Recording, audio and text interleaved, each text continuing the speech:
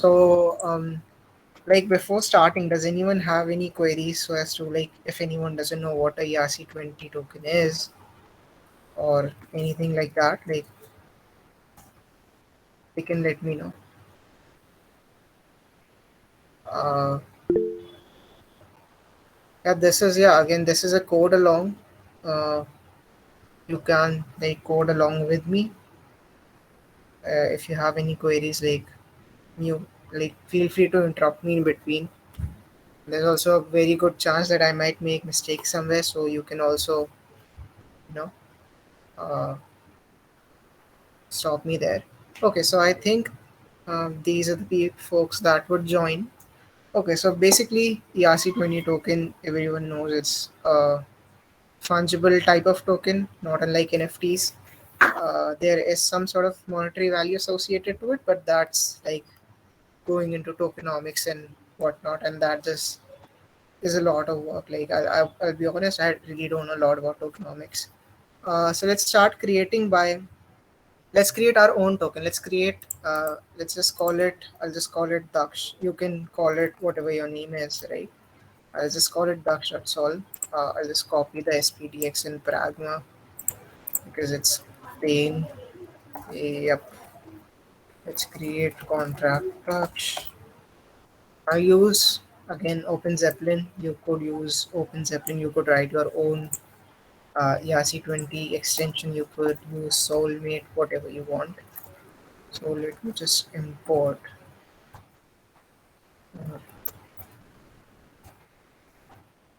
Okay, so we imported this.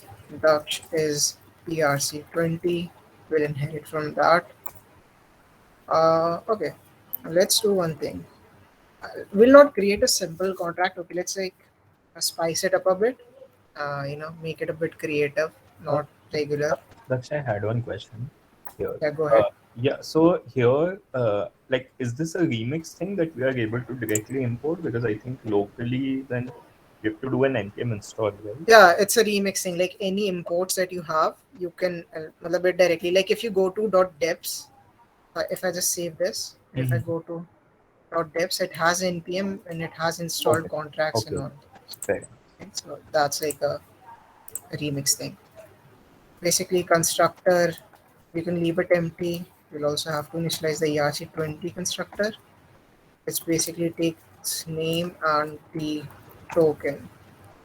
So I think this should compile fine. So now let's do one thing. Let's create a way for us to mint these tokens after someone has guessed our special number. For example, let's say UN256 special number. You could, for one, like you could add to constructor like underscore mint and message dot sender, whatever your amount is. But we're not gonna do that. We'll just have like a special number, which will this will be a private special number, and let's just call it UN256 SPL number, and we can set this to special number is equal to SPL number. So what we want is, okay, we want to guess the number, and if someone guesses the number correctly, they'll be basically able to they'll basically get my tokens. Now, these tokens could have like a monetary value associated to it. They could be, they could have been deployed to, basically they could have a pool on liquidity pool on Uniswap, SushiSwap, whatever is your cup of tea, right? Or they could be, let's say, if I give you 1,000 token, if you burn 1,000 tokens, I'll write a smart contract for you for free or something like that. Like they could be having some sort of like governance value. So let's call the guess with a 256 number, and it's an external. That's good, and we'll make sure this number is equal to special number. Else we'll revert with number is not special number, right? Now we could, underscore mint message dot sender. Let's say we want to mint them one ether equal of amount. Basically, ether basically appends 10 to the power 18 because like overflowing in decimals. And does anyone have any queries about why there are 10 to the power 18 decimals on ether, or has anyone ever wondered this, like, or if they know, they can basically like unmute, you can tell everyone. I'm sure there would be at least one person who doesn't know here, because for one I didn't understand why this was it. I cannot. Folks, feel free to like ask any questions. Like this is meant to be Like, that way. Yeah. But if there's generally no queries, then I think we can move ahead.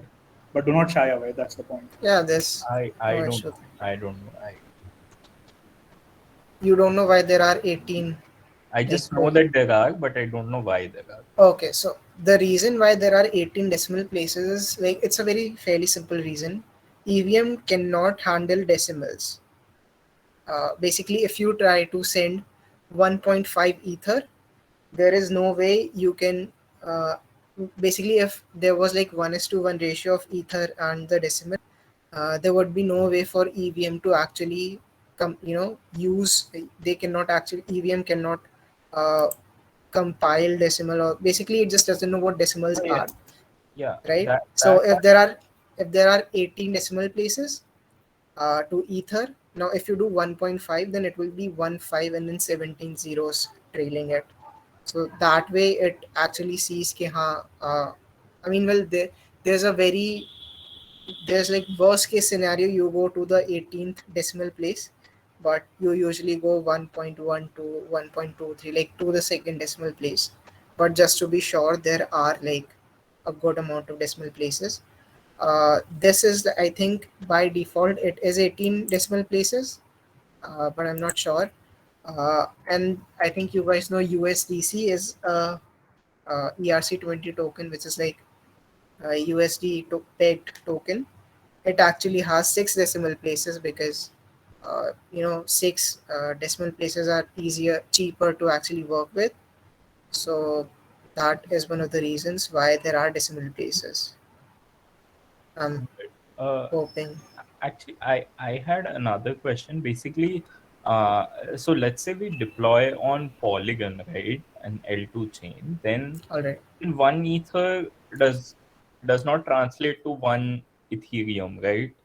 So like, No, yeah, this was actually my question. Like the first time I actually deployed to Polygon, this was my question as well. Ether here doesn't really mean the Ethereum uh, token, basically the Ether token. It mhm. here Ether only means 10 to the power 18. Okay, okay. So it Not, has so Ethereum that we talk about is an ERC20 token, as opposed to here Ether is like a measure of uh, quantity. yeah, Ether is assume Ether as like a variable which holds a value 10 to the power 18. Like if you put one Ether, then 10 to the power 18 are basically multiplied to it. Okay. There are also like other what do you say? Uh, there are other measurements such Gay as and one Finny and yeah. Finney way. I think you can also see them here. Uh, yeah, Equa, Finney, Ether. Basically, Ether is the most used. Second most used is Gwei. Not a lot of people use Finney. There are others, if I'm not wrong. Uh, okay, I'll just find it and probably send it to you. So Ether basically just means 10 to the power 18. As long as your native token, for example, Ethereum is like 18 decimal places, and then Polygon's Matic is 18 decimal places, AVAX is 18 decimal places. As long as your native token is a 18 power token, one Ether should be good to go. Something we can also do is we can, let's say, limit the supply. Uh, Limit equals to, let's say, 100 ether, not 100, let's say 10,000, 100,000 ether, right? Uh, Require, not here, I'll require it below this. Require max supply is less than limit, else will revert. All tokens have been minted. I think max supply. I'm not sure what's the. I think it's, yeah, it's total supply. My bad.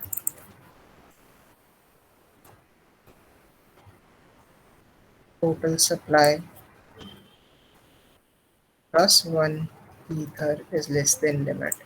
So basically, this would mint one ether if your number is if you guess the special number. I could also change the special number after every function call. Uh, Basically, it would mean okay. Let's not do that. I'll stack a few hash a different functions like block.timestamp, block.number, so on and so forth, and I'll then change them into a uint and then assign it to this special number. But that's like a lot of work. Plus, like I think someone asked in the chat, okay, if you can, yeah, you can generate random number using Chainlink. Chainlink has this thing called Chainlink VRF. Uh, okay, I'm not a bot. I'm sorry.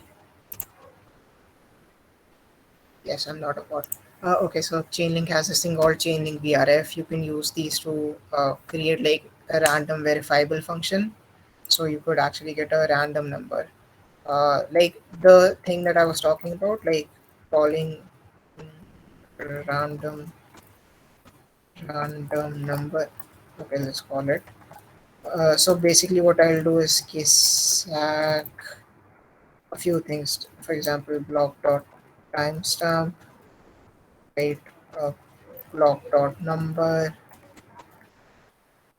I don't know, like a few more things. Like I could do this, and then I could basically, oh crap, I could basically turn them into a uint, uh, which would, uh, create a random number. But this is not something you should do because after, I think, after the merge or something, miners would be able to, put in, get the number of block which they are going to mine in the future.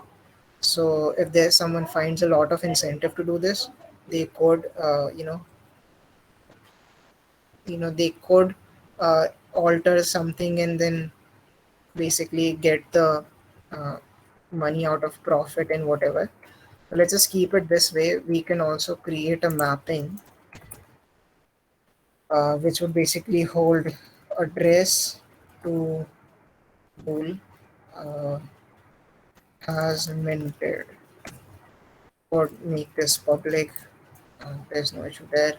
We could also make a uh, has minted message.sender equals to true. So basically, we won't be allowing, minting of any NFT, minting of more than one ether. Require has minted sys.sender. This should be false. Hello, Daksh. I have a question. Yeah.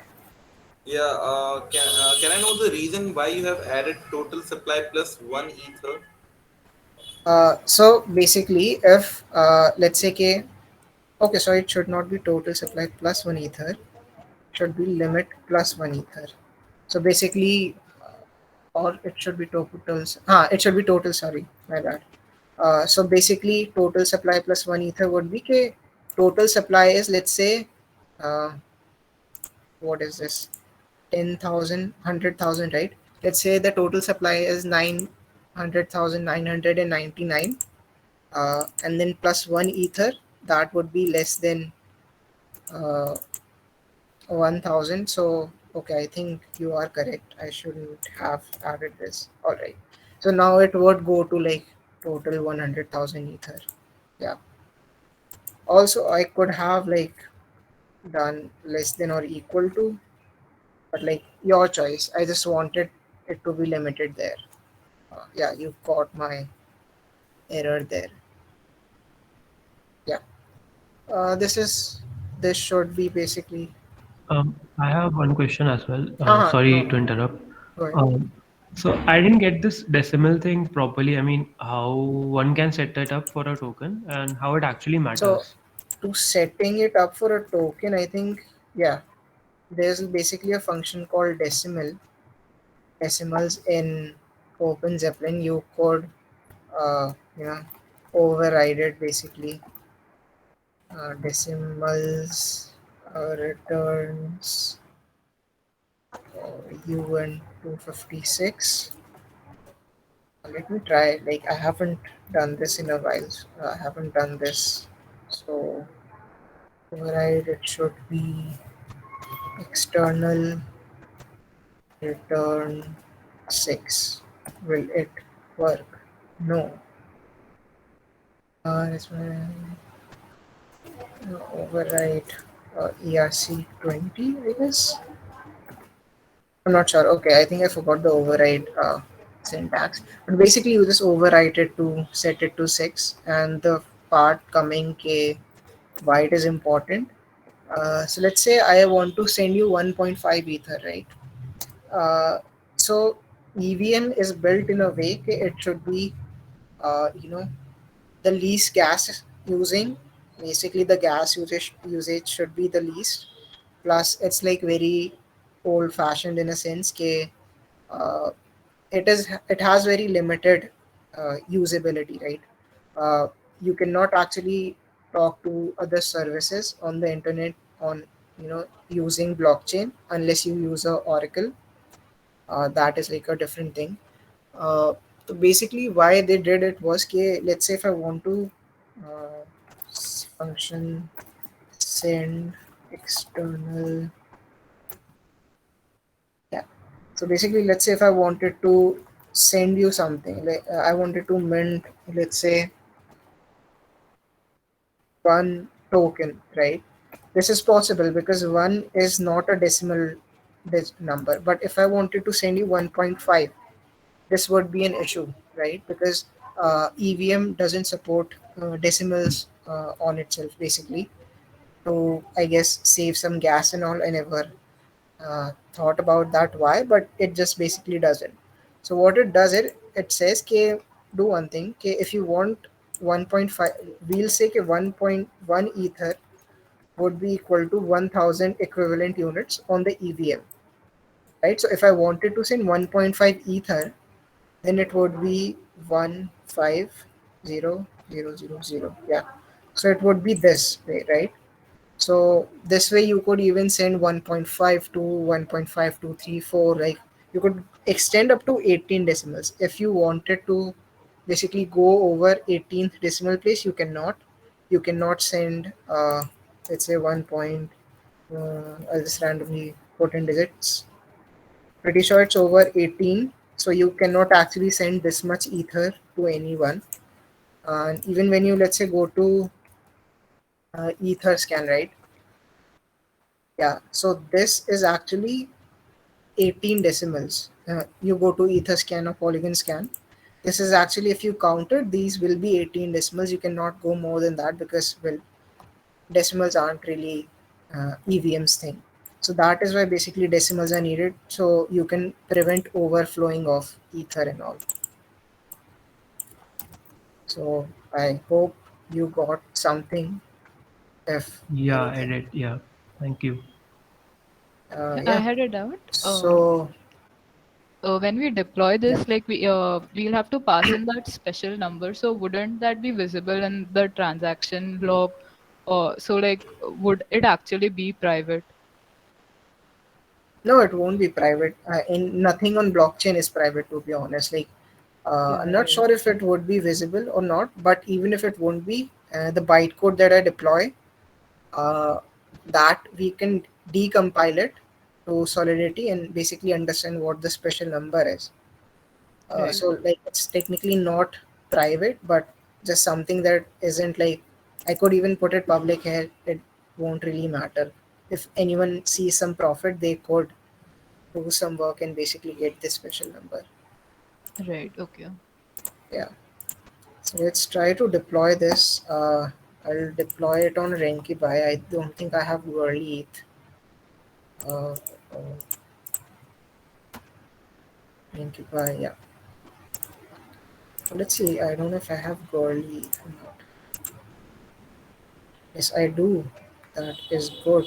I have some Whirly ETH.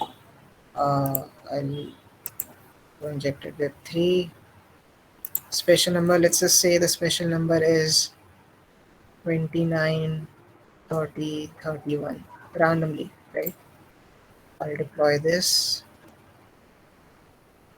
You just pump up the gas.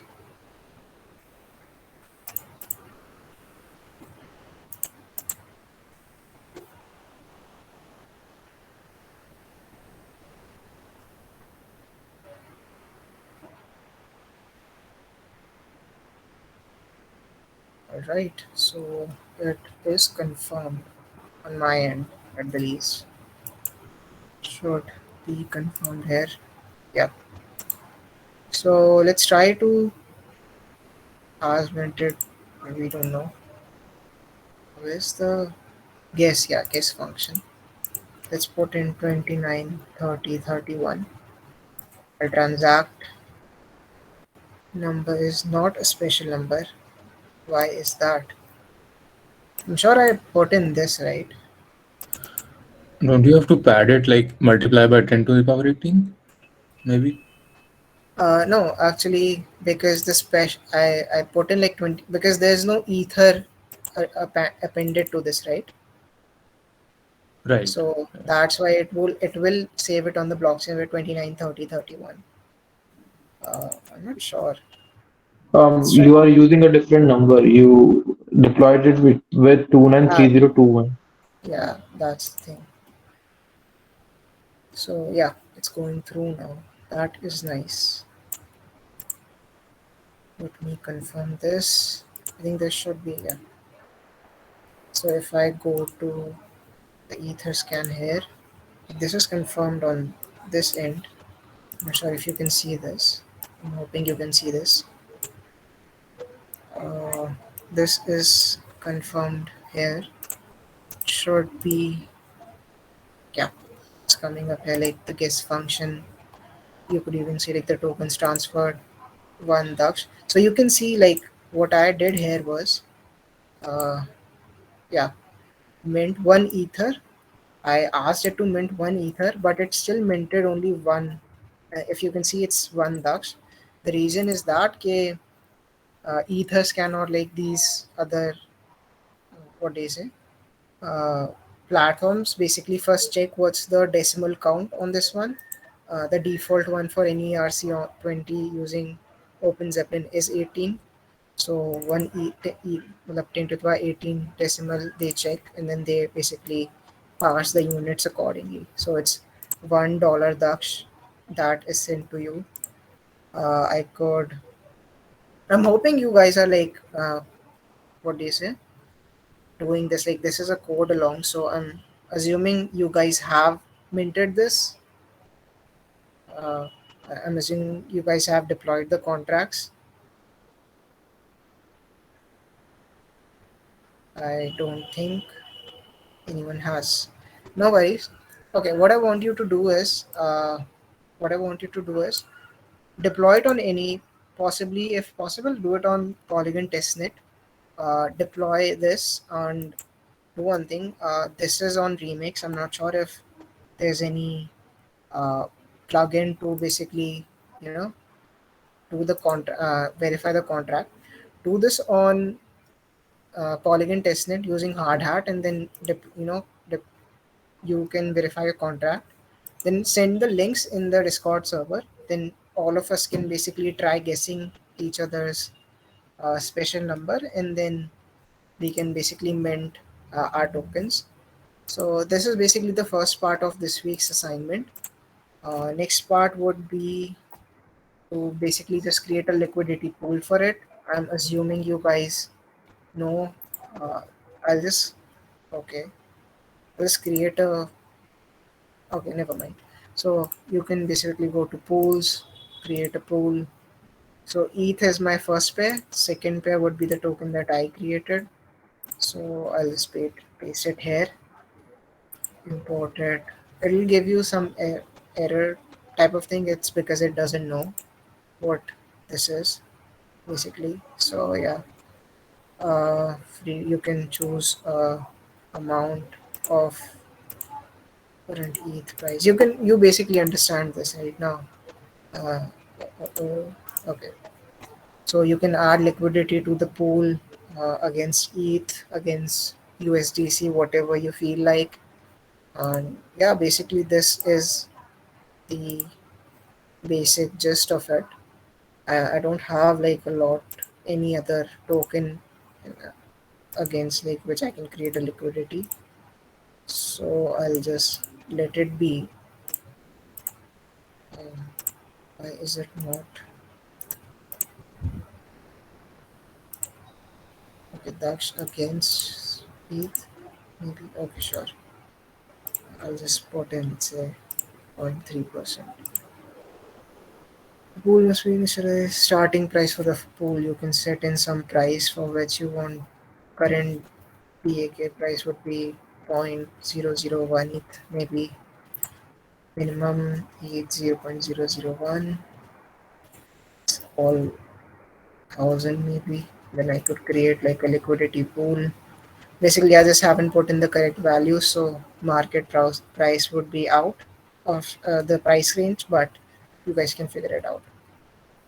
This was the gist of it. If anyone has any questions or anything, uh, I'd be happy to take these up.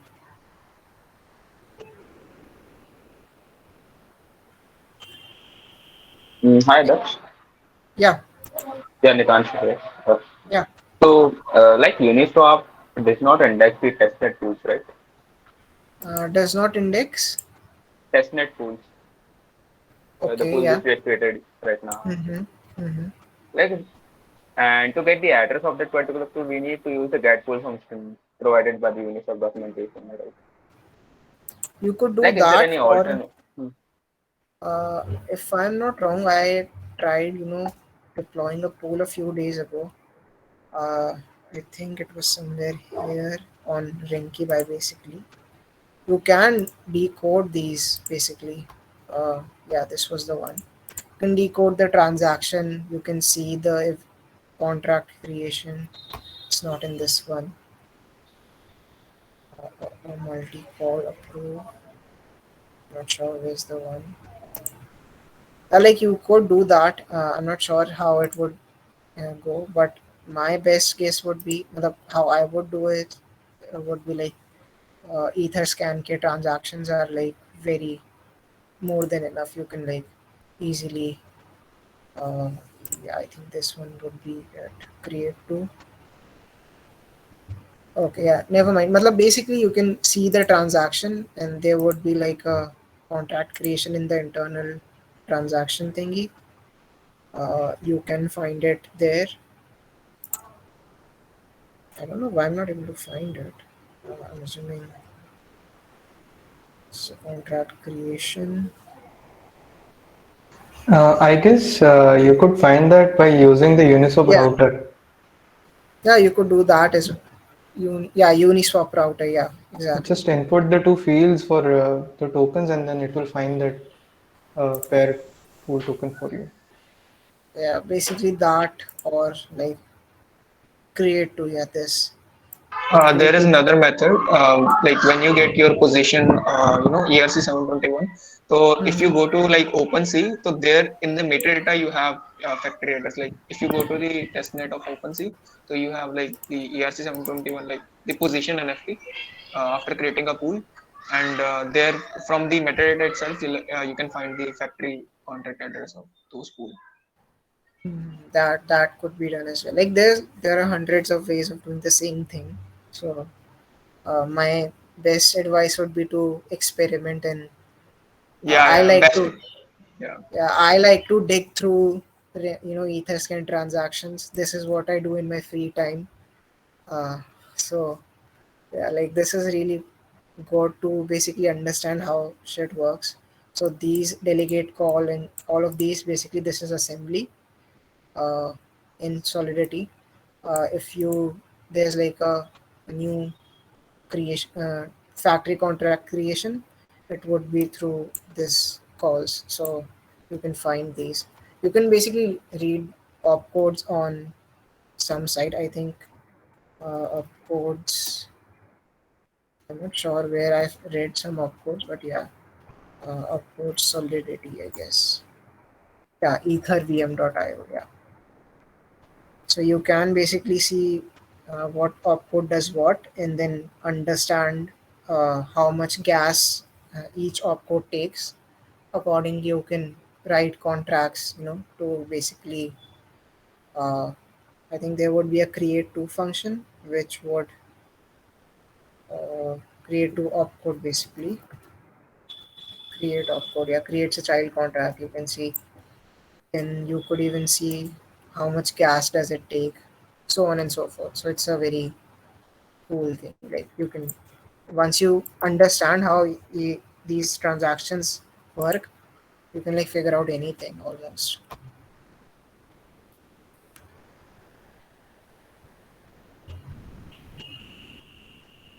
Anything else?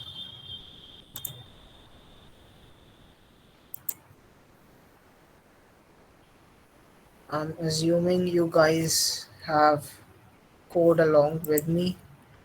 I'm hoping you guys have like a functioning smart contract now. Uh, if anyone has anything, they can like. I'm still here for the while. Like, if you don't have anything, you can probably drop off.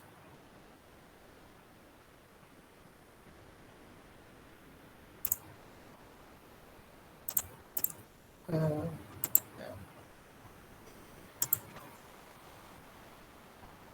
any questions? Like, it could be regarding this, could be regarding the fellowship, could be something entirely different. Hey Daksh, Hey, what's up? so what are the different ways we can give monetary value to a token? Uh, Monetary value would basically mean, I believe, like liquidity pools. You could use the tokens to basically work as a collateral for other, uh, you know, tokens. For example, ETH, something like that. Uh, there could be like different ways, but these are the top two ones which come to my mind. Other ways would be basically to give some value, like governance value or something like that. People would then try to buy votes that would generate some monetary value. That could be one way. Uh, these are like the top 2 3 ways that come to my mind basically.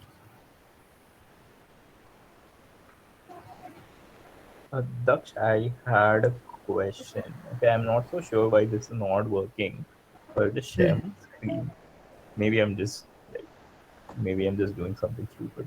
Uh, why is this not working exactly? Mapping address, it's actually not boolean, it's only bool. Okay. Yeah, never mind. So, but uh, okay. The function, yeah, it's again bool only. You're returning boolean. I'm so used to Java. Okay. Okay, Yeah, never mind. Yeah, sorry. no worries.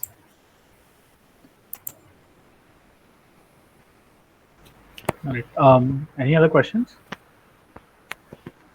Hi Daksh, hi team. I have a question, but it's not related to this. So I was going through one of these channels, and